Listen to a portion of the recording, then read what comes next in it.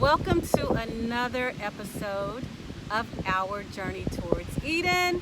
We're back, guys. We're back. So sorry for the delays. Amadi and I have been working and just trying to make things happen. We've also been having problems with our internet. So just bear with us as we continue to find our way back. But for those who are new to the channel, we do ask that you would like, share, and subscribe. My name is Awa, and the purpose of our channel is to assist and to support and to show our repatriation journey for Africans all over the world who wants to come home. So today I want you to help me join not just a guest, but it's actually my blood cousin. Yes. All the way from the States, and he actually brought a friend with him from the States, and I'm going to let both of them introduce themselves, and then we'll get right into the interview. Okay, so we're going to start with you. Okay, my name is Dwight Ware. I'm from Little Rock, Arkansas. As she stated, I'm a cousin of hers, and I found out she was here, and I decided that I needed to visit. And you were visiting to come and check up on me, make certain I was acting right. That was part of it. Okay. And Miss Cena? I'm Lana Atkins. Lana, okay. They call me Cena Nelson. I'm here also visiting with classmate James Ware, having a blessed time, enjoying our real nice. Thank you. Okay, so real quick, I'm going to ask Lana first because I think her answer is going to be shorter. I'm going to say my question for you is going to be long.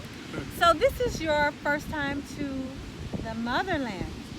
Yes. Okay, so you want to tell us your thoughts? Beautiful. More than I expected, but it's really beautiful. Beautiful? Okay. I'll be back again. You will? Yes. Okay. So, Mr. Ware, Yes.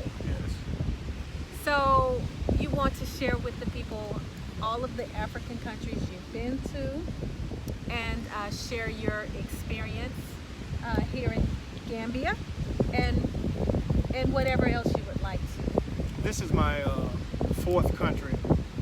My first trip was to Ghana, and I've since then gone to Ghana 8 times. And I've been to Nigeria once and spent 2 weeks there. And I came here and I stopped over in Senegal to see the Renaissance Monument and a few things.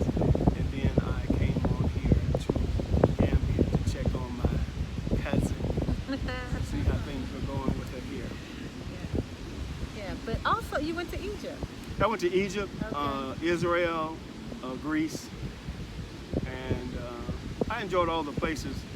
What surprised me in Greece was I had no idea that they seasoned their food. And I noticed they cook a lot like African people. Okay, because they stayed in Israel for how many ever years when the Right. Africans were there. Right. Yeah, so talking about food, how's the food here, guys? Food here is great. Oh, Great, You know, great. yes. I like West African food, Uh-huh. period. Okay. And I can tell it fits me because I've always had trouble with potatoes, but absolutely had no problem with the yam. I mean, my body still recognizes it up here. And so I started trying a lot of other dishes. And I've even started preparing a few at home. So I love West African food. I do too. Now, you've traveled Ghana extensively. However, you usually go into the villages. Yes, I went to Ghana first with the National Association of Black Social Workers. My co-worker's wife worked for the social workers. She was a social worker, and they have an organization called the National Association of Black Social Workers. And they go out of the country every 2 years. And I had been promising my co-worker from Ghana that I would go home with him. And he just gave me an ultimatum: you will go now, or I'm going to stop talking to you about it. And I went with them. Okay. And then on that trip, we went to his village,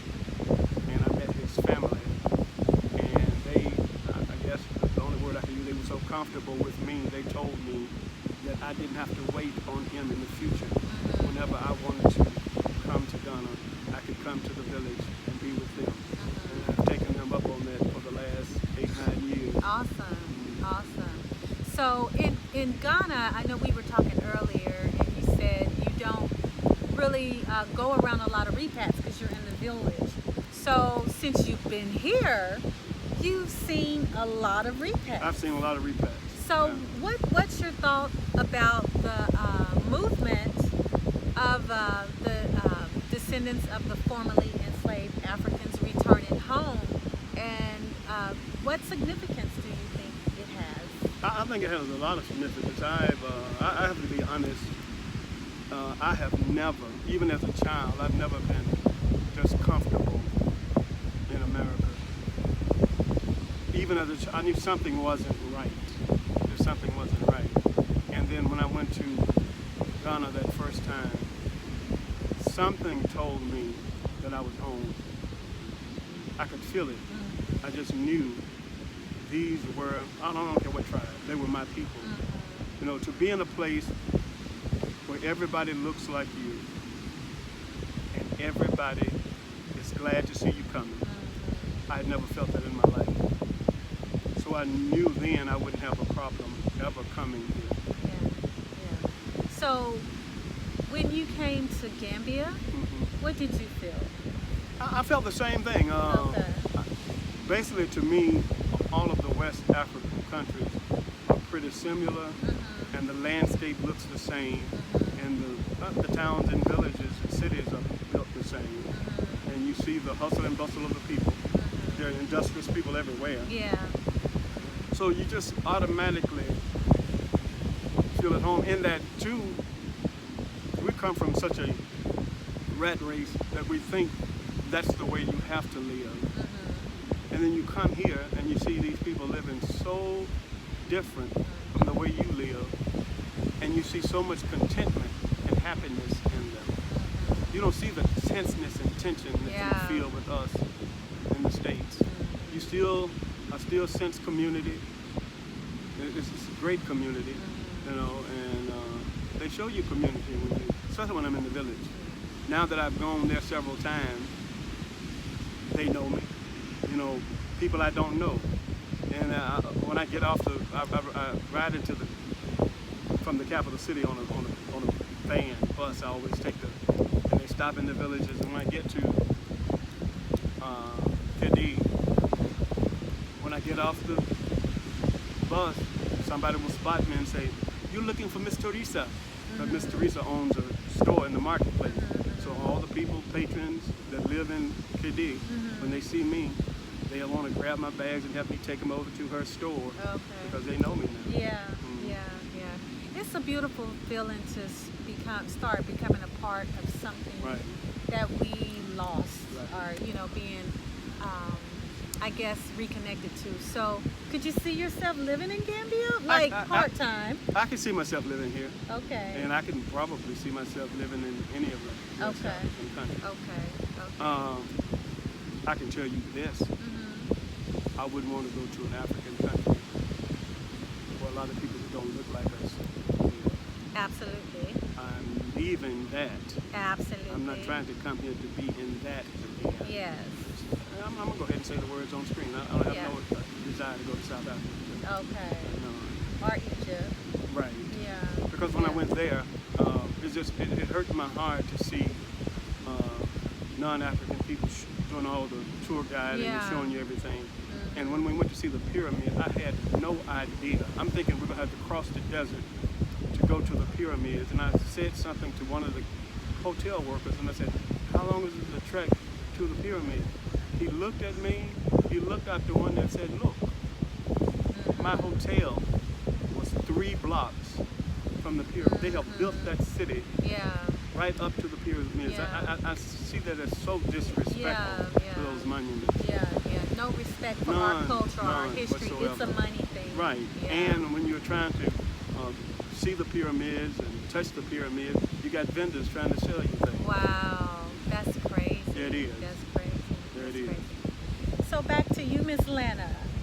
So this is your first time on the motherland, and you expressed that you like Gambia. So what has stuck out mostly? What has impressed upon your heart that I know we talked a little earlier, and you said you could see yourself living here 6 months after the year. What is it specifically that has touched you and inspired you? The people, Uh-huh. how nice, how friendly, just feel so free, with same people, look just like James said, look just like you. Uh-huh. I can see myself here 6 months here, 6 months back home. Yeah. Yeah. Yeah. Yeah. And the cost. What you think about the cost? Oh my God, extremely cheap to live here. Uh-huh. Extremely. Yeah. Yeah. I like to use the word reasonable. Reasonable. More reasonable, Because yeah. actually it's going up. Right, right. Yeah. That's any time a thing becomes commercial, Yeah. people want more of it. And Yeah. it's sad, Yeah. but that's true Yeah. of life. Yeah. Yeah. Yeah. You know, we don't have a problem with other people making money, but we want it to be, Right. you know, Right. I guess It fairly. Needs, it needs to turn around in our community. A fair exchange, Yeah. and yes, we do need to turn it around amongst ourselves. So I agree with that. Okay, so I didn't ask you. What about Gambia? Besides me? Oh, it's a great place. You know, me and you and I talk about this a lot. It's not the places and my reason for not coming to live has more to do with my personal family. You know, I'm from a family of 10, and I'm the youngest of the family. My parents are gone, and my father died when I was 6. And so I have 4 older sisters, and they cared for me. They took care of me. They bought my school clothes. They did everything for me. Now, I'm the youngest, and I'm 61, so that lets you know that they're up there. And my first mention of moving to Ghana, they started crying in unison. And they just couldn't. The idea of their baby brother living 8,000 miles from them. So I said to myself, I'll visit often, but I love them too much to do that to them. So it's no dislike or disdain for the motherland, and it's not my not wanting to come here, but I just can't do that and be that far away from them. I just can't. Yeah. That's a beautiful thing. I actually went through that process, but I lived out of the country before. So, but I must admit, my full intent is to have my mom and dad over Right. here. And if you can do that, that would be a great Yes, thing. and that it's gonna happen. Okay. It's gonna happen, and our children. You tried to teach me to speak a thing into an Yes, existence, it's and gonna happen. I've seen it. I'm going to try to learn how to do that. I've dreamt it. Okay. I've dreamt it. It was, yeah. So it's going to happen. So when I left them, I wasn't leaving them. I was going to prepare a place for them. I got you. Yeah. So that's. You told me to stop using the term I use. I say all the time that I have buzzard luck. Yes. And it changes your expression. You say, don't say that. No. Don't say that. No. And I know I say it quite often. Because he had buzzard luck. I had buzzard luck on my way Until in he here. got with me, and Yeah, then I then rubbed off on him. It turned sweet. I told him, Turned stop sweet. saying buzzard luck. Yeah. And that's one of the things, one of the things as Africans that we can change. Start with little things as far as what we speak, what we see, speaking the beauty of what we see, speaking it into existence. Since we've been here, I've seen so many things that really disturb me starting to change, So before we get ready to end the interview, I try to keep them, not Right, I understand. Yeah. So before we end the interview, I want you to tell me how important is it for every person of African descent, whether you're Hebrew, whether you're Moor, whatever you call yourself, you came from here, right? You may have ended up in America as a native, but life began on this land, on this continent. So what would you say to every melanated African person who's out there today, the importance of coming back and understanding before we migrated here to the islands, all of that. What would you say to them? Why is it significant and important that they come and see? I don't believe it's important. I believe it to be a must. Because we are African people in somebody else's mind. So that leaves us schizophrenic.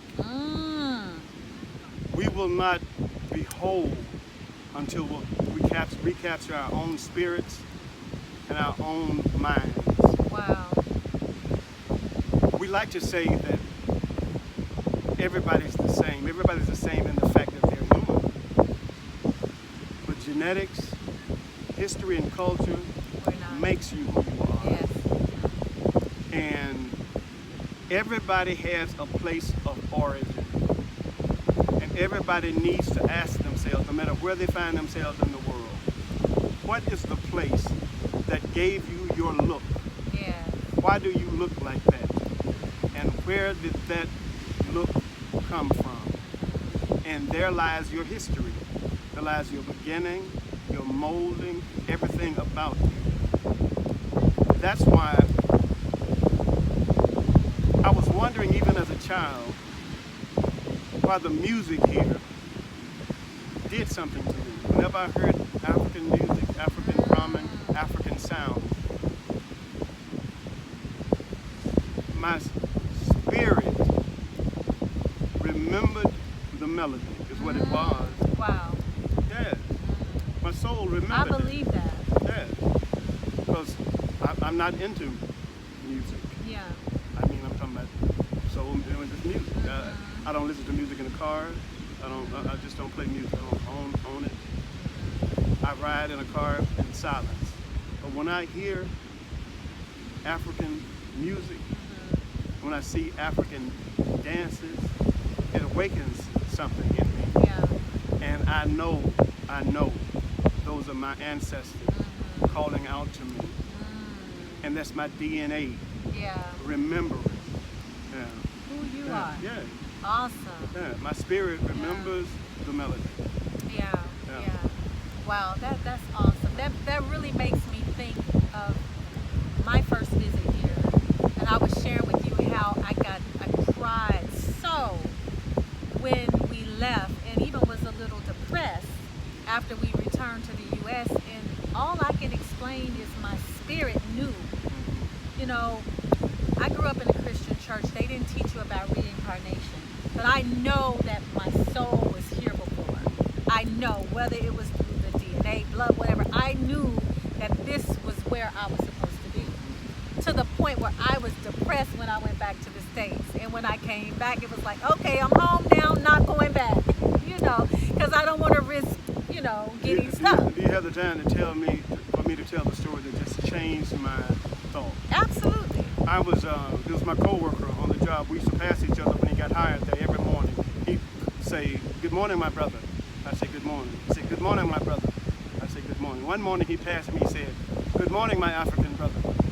Now, remember now, I was ignorant at the time. I said, "I'm not African."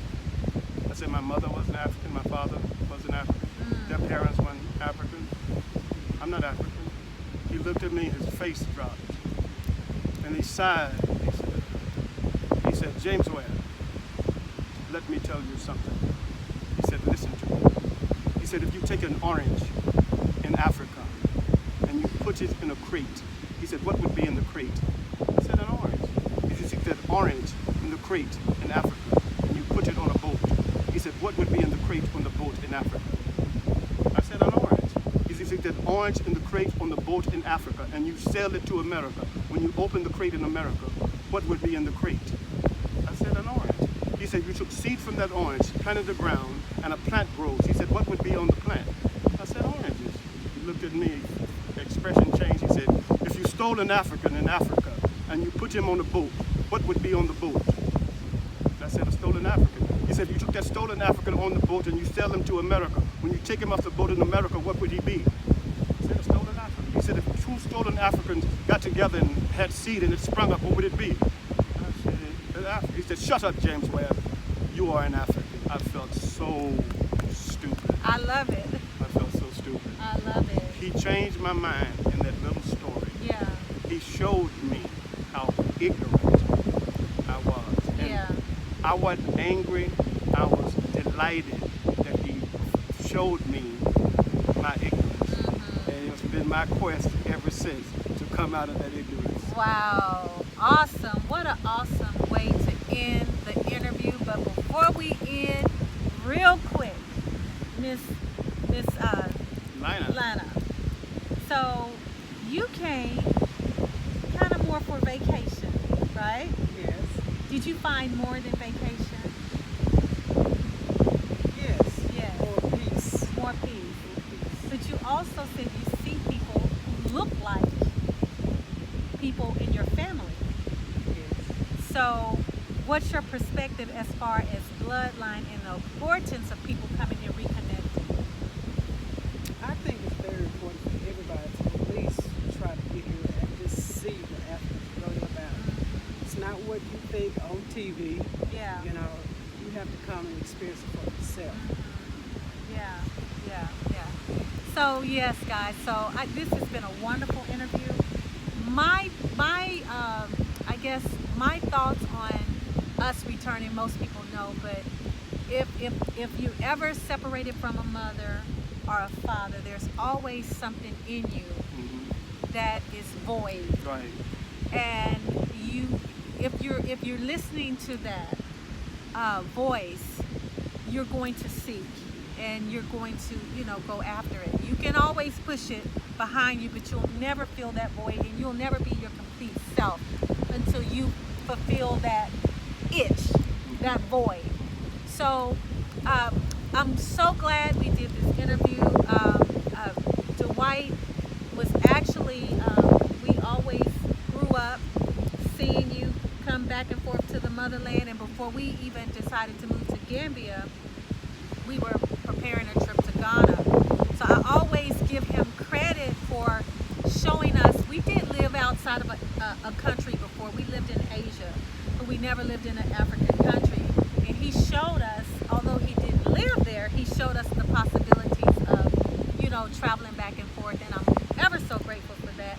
And it's beautiful that we broke bread, had a little wine, and celebrated here where our ancestors were taken. And I am proud of her for coming. Oh, thank you. I probably don't say it enough. And I talk about so many other things, and sometimes I can be a little negative. But I am really proud of she and her husband for coming here. Thank you. And paving the way for our family. Thank you. Thank you. Because that's what it's about. Right. Returning our lineage. Right.